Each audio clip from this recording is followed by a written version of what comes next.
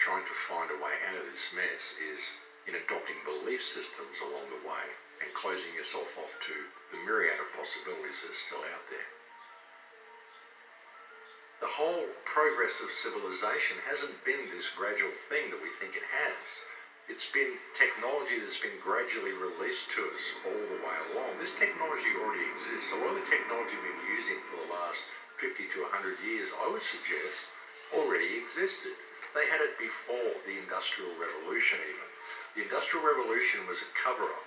The Industrial Revolution was put there to convey to us the concept of where we built this great civilization we've got now, which isn't a great civilization at all. It's a prefab thrown together monstrosity. It has been thrown together and slapped in place on the bones of the civilization that exists underneath it.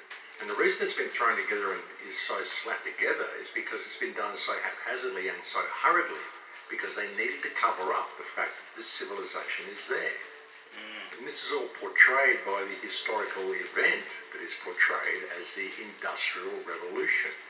Even the term Industrial Revolution sounds so impressive, and it creates this thing in your mind, you know, this time when we all figured out how things work. We got machinery and everyone started inventing things, and it led to this situation where building up from the mud of all of this stuff that everyone's slapping together and throwing together this huge city. Wow, look at what we've got. It creates the whole concept of how this happened, and it allowed them to slap all this together so haphazardly and so hurriedly.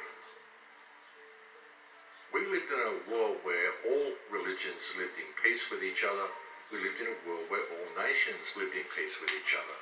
And then a few hundred years ago, this psychopathic, parasitic government system that we've got now superimposed itself over our reality and went out of its way to decimate everybody's memory of